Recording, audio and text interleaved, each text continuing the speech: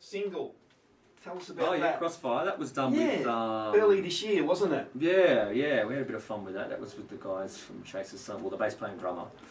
And we just got this into Ryan's studio and sort of smashed that out in a day. And that was so much fun. It was really nice to get a band behind it and just do something a little bit different. It's very different to what I normally do, actually. It's probably the furthest away from my normal off my set. But it actually, I wrote that on a piano, so it's kind of...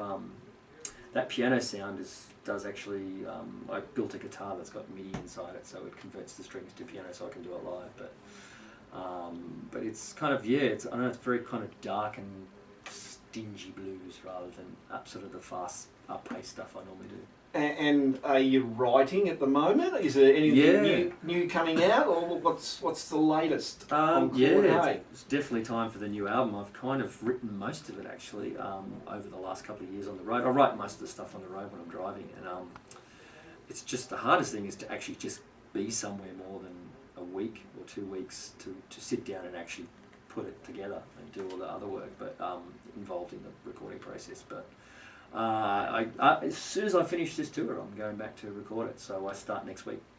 Okay, and the one-man band thing, or with the band, or...? A little bit of both, actually. Okay. So I might be bringing a drummer into the equation and just to sort of change it up a little bit, just to sort of... The last 3 albums have been the one-man band, so I thought I might as well just do something a little bit different and tour it as that. All right.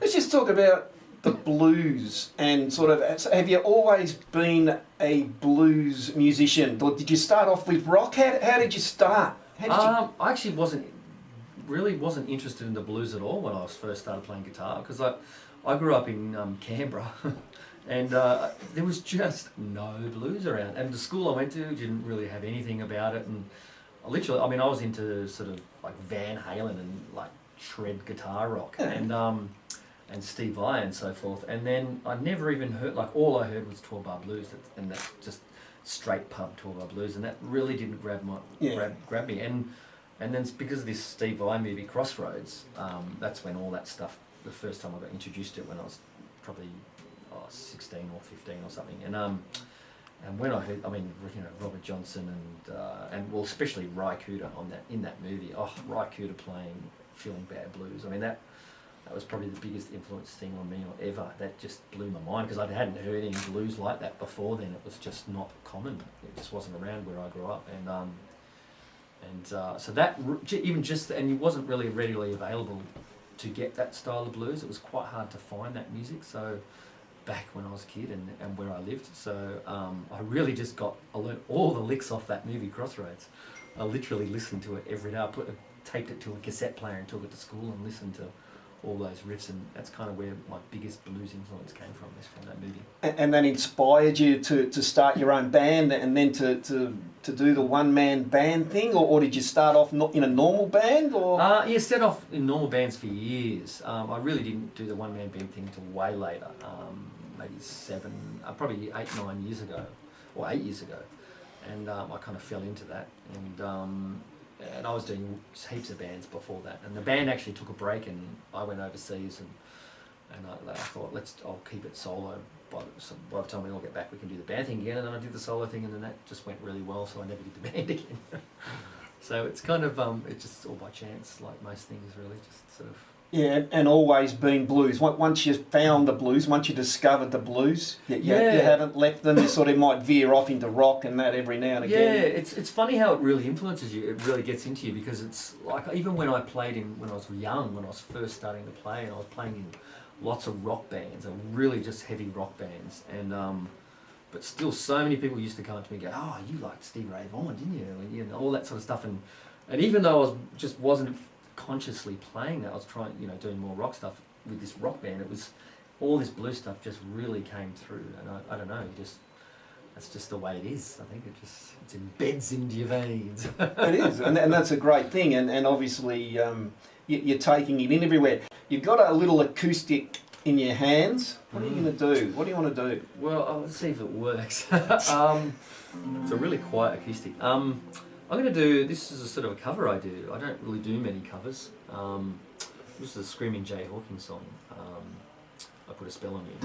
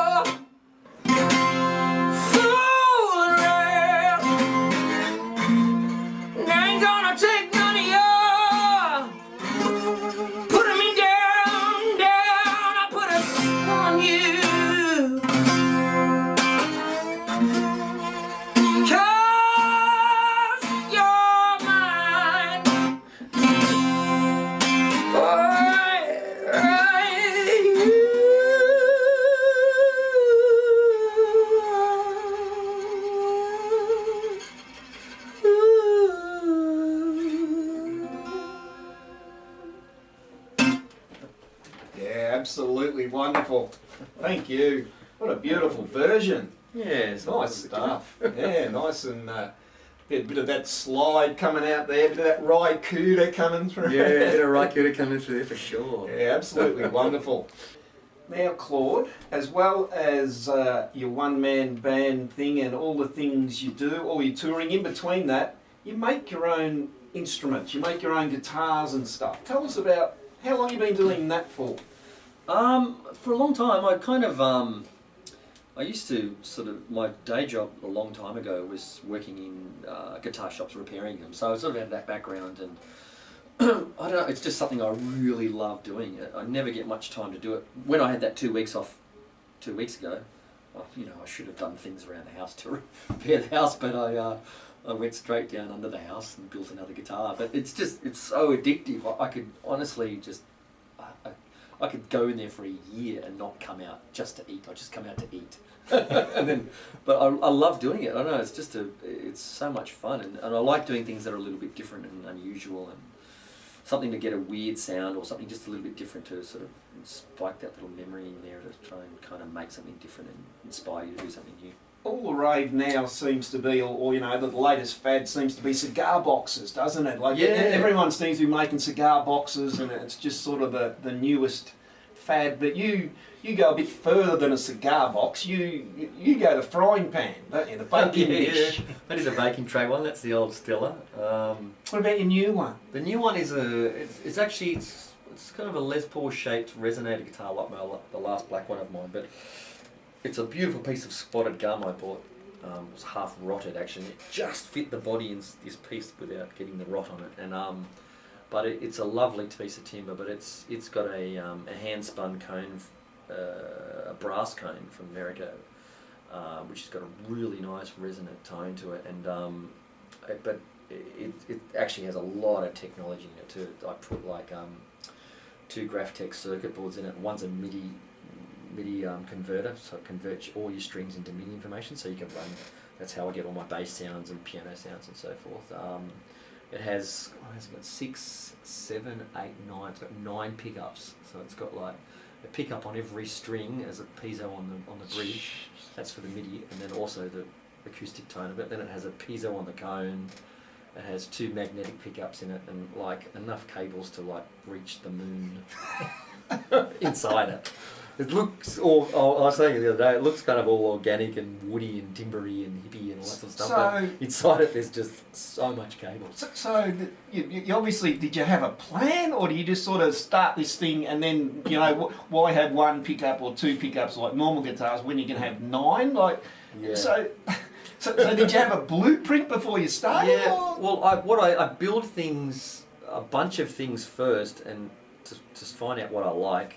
And then I'll try and work out a way to make all of those things I like in the one guitar. So, like the resonator cone I bought, because I read a lot of reviews on it and heard a few YouTubes on it, and it sounds great. So I got that, and I built a bunch of different housings for it to try different things, and then I built that into a solid body, and then I researched a lot of MIDI converters. So this particular one I really, really liked, and it's got the fastest tracking. So I've just got all this stuff. There's just so much parts to this guitar, and I kind of work it out. I draw it up before I do it roughly, and then sort of just put it all in my head how I'm going to do it, I think, and then put it together. We've thrown the challenge down to Claude because we were going to do all this electric, and then he's had electrical faults, so he's bought a little acoustic in, which he hasn't played acoustic for how long?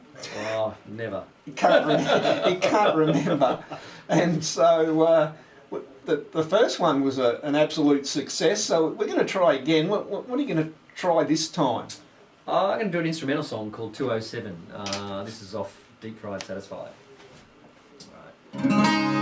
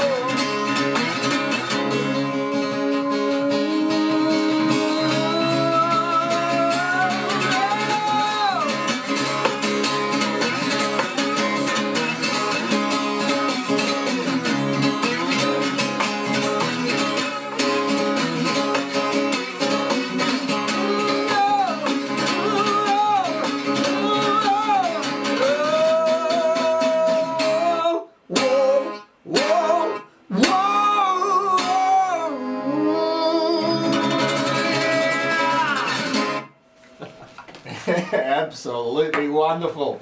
Thank you.